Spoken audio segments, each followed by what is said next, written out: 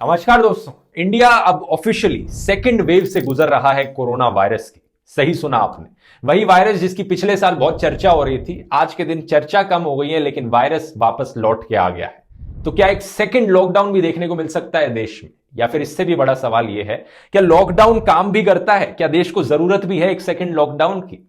और कैसे देश में एकदम से ये सेकेंड वेव आ गई है, आइए जानने की कोशिश करते हैं आज के इस वीडियो में।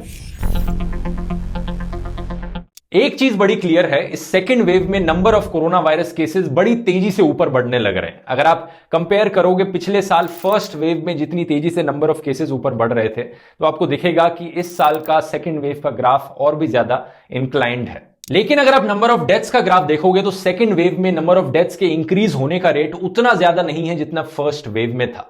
तो क्या यह कहा जा सकता है कि सेकेंड वेव कम डेडली है फर्स्ट वेव के कंपैरिजन में?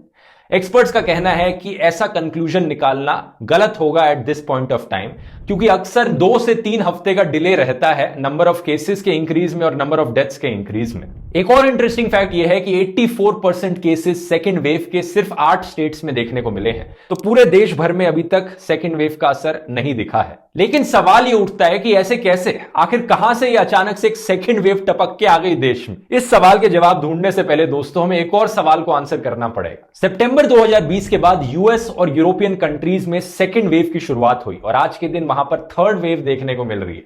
लेकिन इंडिया में सितंबर 2020 के बाद केसेस लगातार नीचे जाते रहे 5 महीने तक। अब ऐसा क्यों हुआ, इसका कोई क्लियर कट डेफिनेट आंसर नहीं है, लेकिन साइंटिस्ट ने कुछ थ्योरीज सजेस्ट करी हैं कि क्या पॉसिबल रीजंस हो सकते हैं इसके पीछे। पहली थ्योरी है कि इंडियंस की इम्यूनिटी नेचुरली ही ज्यादा स्ट्रांग है।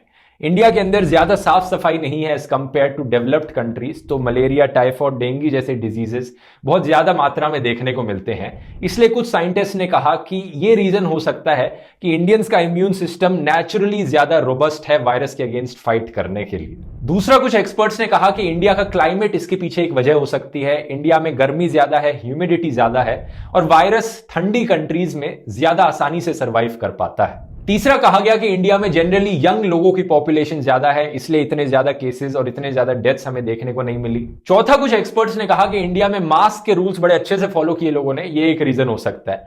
हालांकि इस स्पेसिफिक रीजन पे मुझे डाउट होता है, क्योंकि जब आप फोटोज देखेंगे, आप अपने घर के बाहर निकलते हैं, कितने लोग एक्चुअली में अच्छे से मास्क यूज कर रहे हैं। पांचवा, एक बड़ा इंटरेस्टिंग रीजन प्रपोज किया कुछ एक्सपर्ट्स ने। इन्होंने कहा कि करीबन 65% इंडियंस काम करते हैं घर के बाहर, आउटडोर्स में, किसान, मजदूर, और ज्यादातर अपना समय घर के बाहर बिताते हैं। और कई स्टडीज ने बताया है कि ज्यादातर इन्फेक्शन फैलता है इंडोर्स के एरिया में, जहां पर एयर की सर्कुलेशन अच्छी नहीं हो रही है। टाइनी ड्रॉपलेट्स हमारी एयर में होते हैं, कमरों में। तो इन्होंने कहा कि ट्रांसमिशन रिस्क बहुत कम था इंडियंस के लिए एज कंपेयर टू बाकी और कंट्रीज। लेकिन एक चीज ध्यान रखिए दोस्तों, ये सारी एक्सप्लेनेशंस सिर्फ थ्योरीज हैं, अभी तक डेफिनेटली प्रूव नहीं किया गया कि एग्जैक्टली क्या रीजंस थे। आपको क्या लगता है? वैसे आपके दिमाग में और कोई रीजंस आते हैं? नीचे कमेंट्स में लिखकर बताइए। और आपको क्या लगता है इनमें से कौन से रीजंस ज्यादा श्योरली एक्चुअल रीजंस हो सकते हैं इंडिया में 5 महीने तक केसेस नीचे जाने के पीछे? तो अब अगला सवाल ये उठता है कि ठीक है, जिन भी रीजंस की वजह से 5 महीने तक केसेस नीचे गए वो ठीक है, लेकिन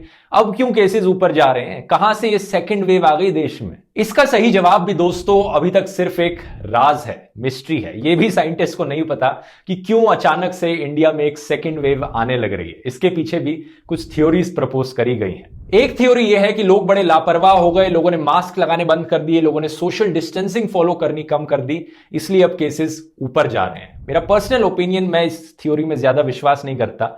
हाँ, कुछ हद तक जरूर हो सकता है कि लोग अब ज्यादा लापरवाह हो गए हों, लेकिन क्या अचानक से लोग इतने लापरवाह हो गए कि अचानक से लोगों ने मास्क लगाने बंद कर दिए?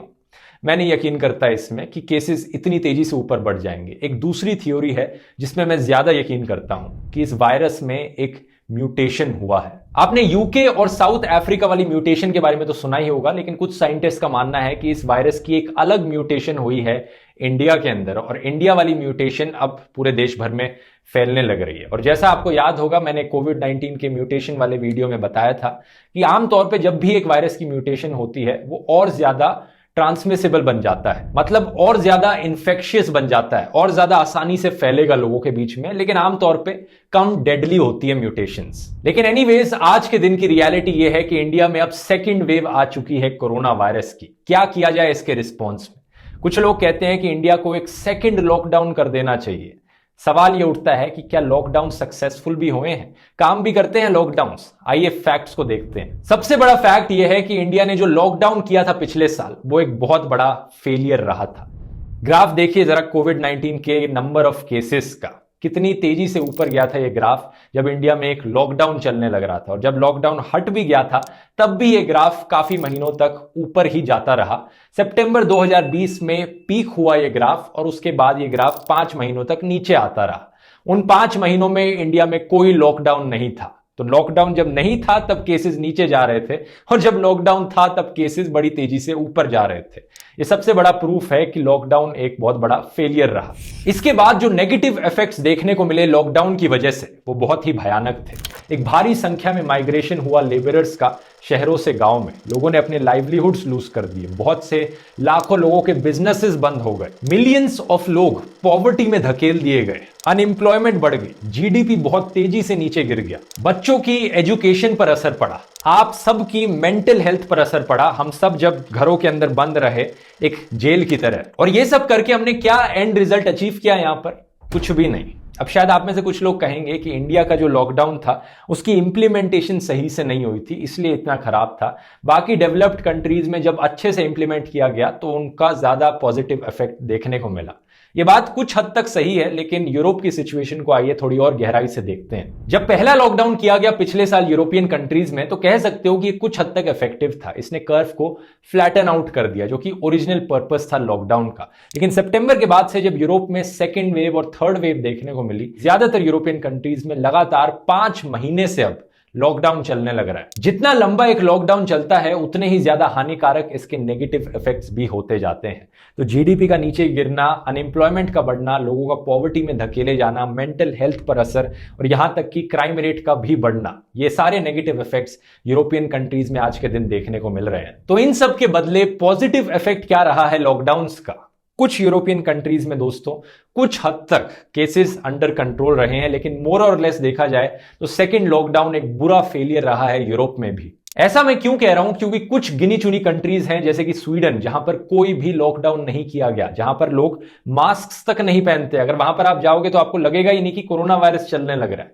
मैं खुद गया था, अगर आपने मेरे व्लॉग्स देखे हो वहां पर। स्वीडन के बारे में सबसे खास बात यह है कि ये शायद से इस टाइम में इकलौती यूरोपियन कंट्री होगी जहां पर मास्क पहनना रेकमेंडेड है, लेकिन कंपलसरी नहीं है। तो हम चाहें तो मास्क यहां पर उतार सकते हैं।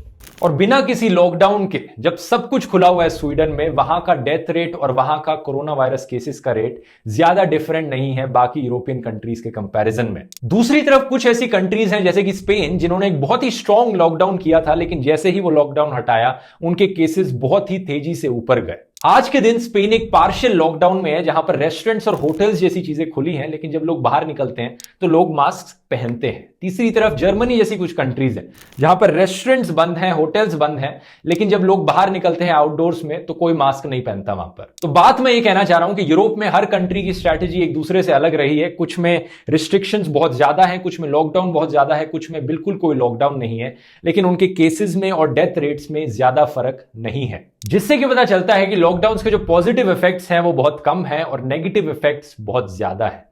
इसलिए मैं उम्मीद करता हूं कि कोई भी सरकार हो, चाहे सेंट्रल गवर्नमेंट हो या कोई भी स्टेट गवर्नमेंट हो, वो किसी भी तरह का लॉकडाउन नहीं डिक्लेयर करेगी देश में। अब आप पूछोगे दोस्तों, अगर लॉकडाउन सोल्यूशन नहीं है तो क्या है सोल्यूशन? सोल्यूशन है वो सारी स्टेप्स जिनसे लोगों की जिंदगियां तबाह नहीं होती, जैसे कि रेगुलरली अपने हाथों को धोना, जितना ज्यादा हो सके उतना सोशल डिस्टेंस मेंटेन करना, मास्क को पहनना, सही से पहनना। इसके अलावा वैक्सीनेशन की स्पीड को बढ़ाना, क्योंकि वैक्सीनेशन एक श्योर शॉट सोल्यूशन है किसी भी डिजीज के खिलाफ। सरकार हॉस्पिटल्स को प्रिपेयर करे, नंबर ऑफ हॉस्पिटल बेड्स बढ़ाए, स्पेशली उन एरियाज में जिन एरियाज में वल्नरेबल लोग रहते हैं। इन सारे सॉल्यूशंस को इंप्लीमेंट करने से किसी की बेरोजगारी नहीं बढ़ेगी, लोगों के बिजनेसेस बंद नहीं हो जाएंगे और ना ही किसी की मेंटल हेल्थ पे असर पड़ेगा। ओवरऑल सरकार जो भी नए नियम कानून बनाए वो कंसिस्टेंट हो और वेल थॉट आउट हो।